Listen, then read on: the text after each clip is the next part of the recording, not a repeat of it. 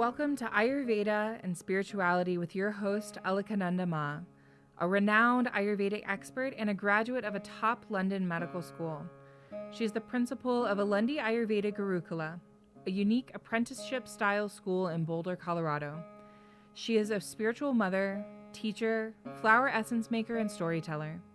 Join us as we uncover the timeless principles of Ayurveda, discover practical tips for enhancing vitality, and explore the deeper dimensions of spirituality that intertwine with the ancient science of life.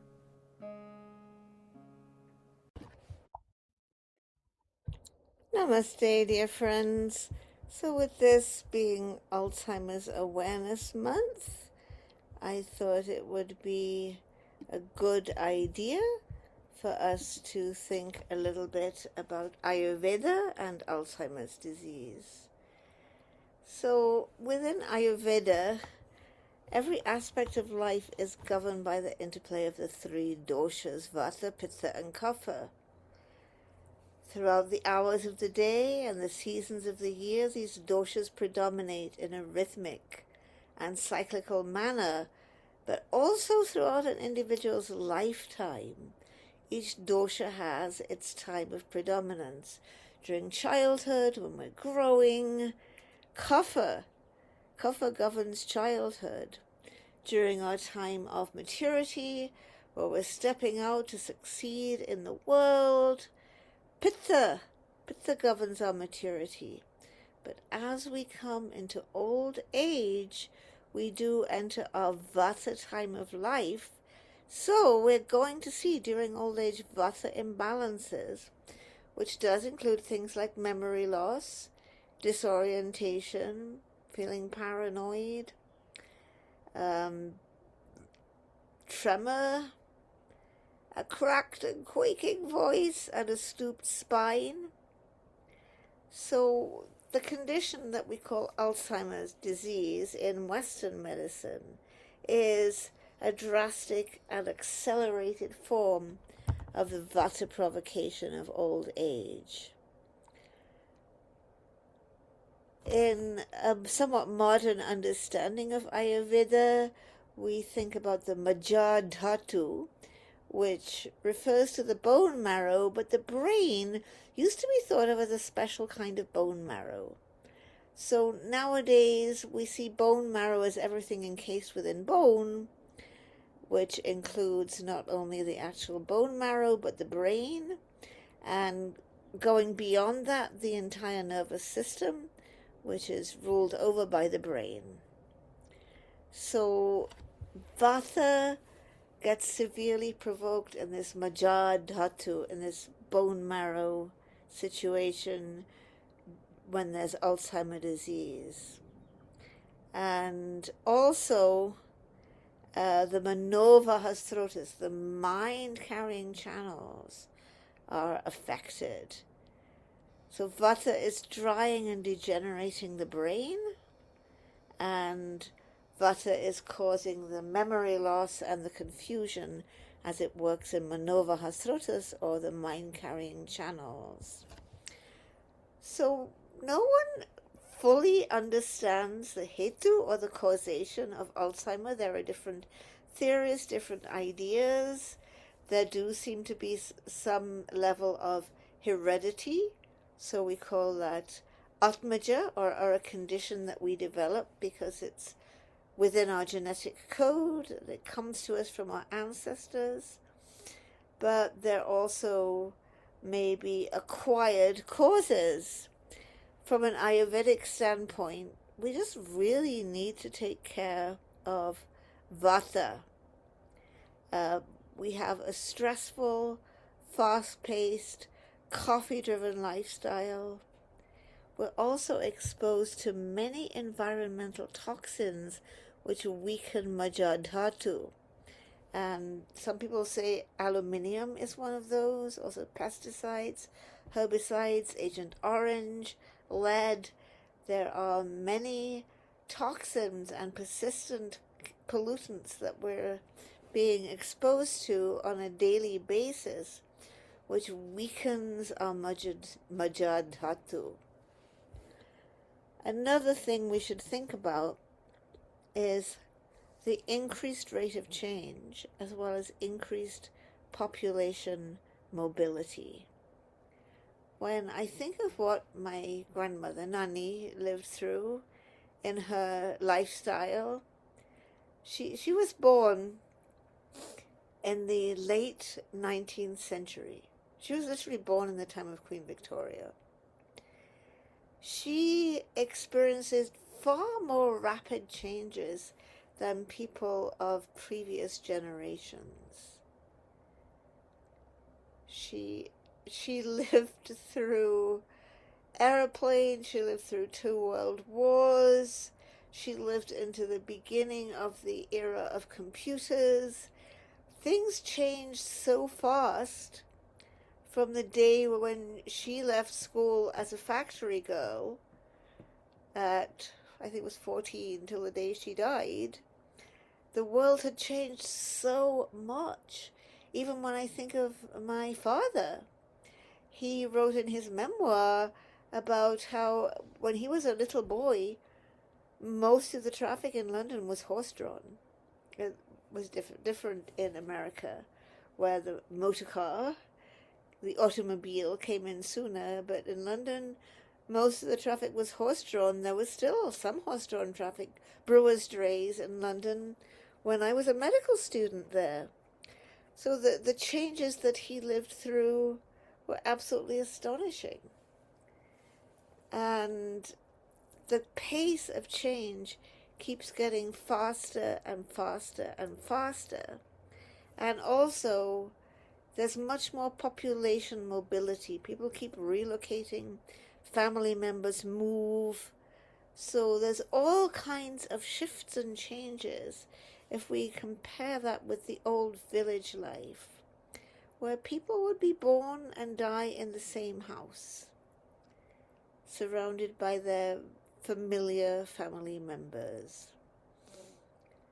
So if we want to help prevent Alzheimer's, if we want to mitigate it, we need more stable, more calming, and more vata-soothing lifestyles for ourselves and especially for our elders.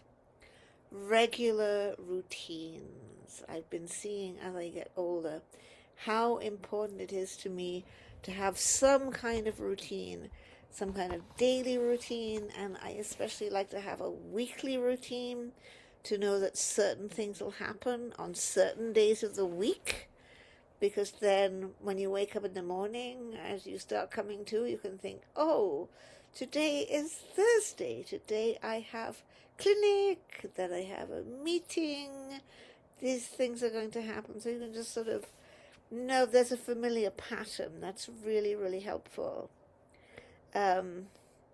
Routines, a vata-soothing lifestyle, vata-soothing food.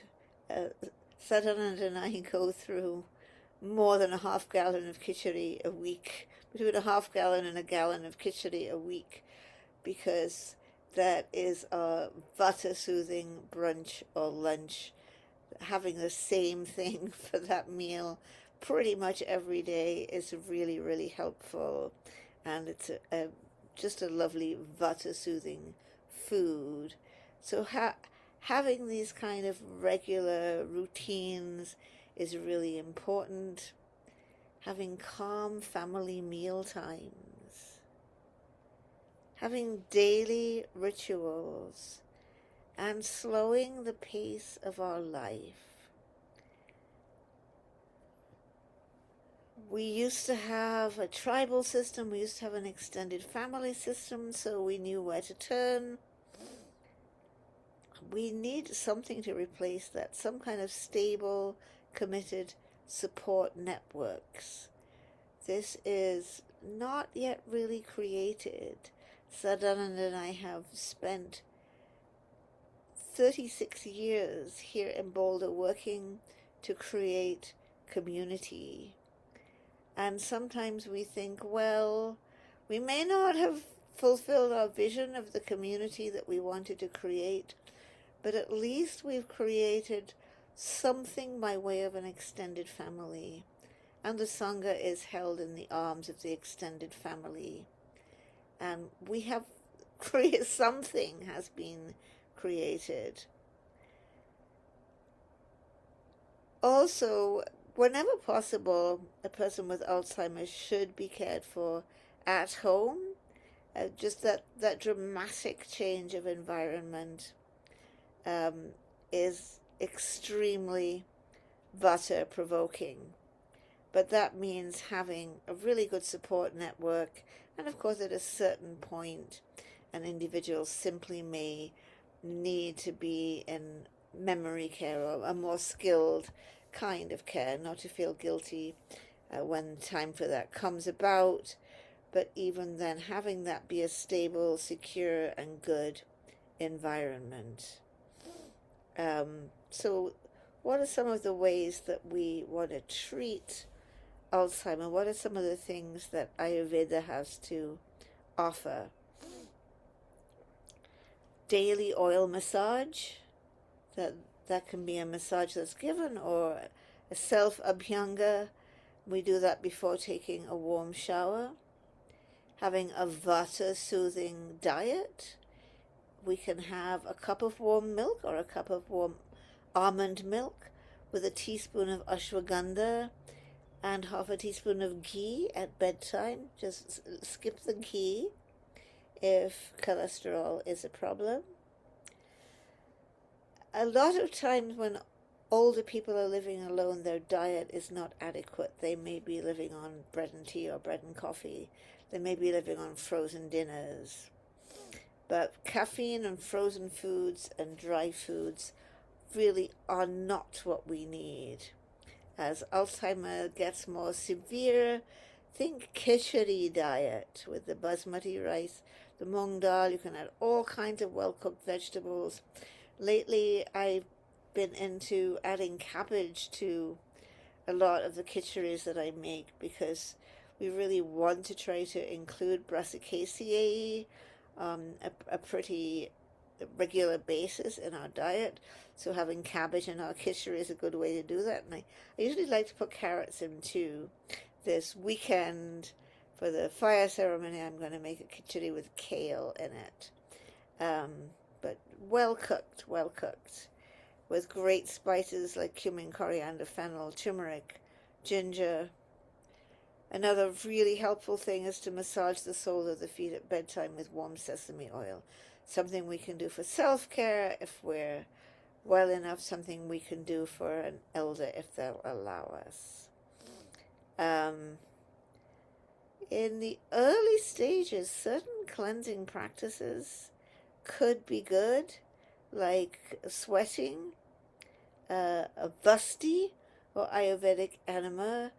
Especially, I have a nice recipe for madhu tile vasti, which uses water, anise seeds, ashwagandha for memory, and brahmi for memory.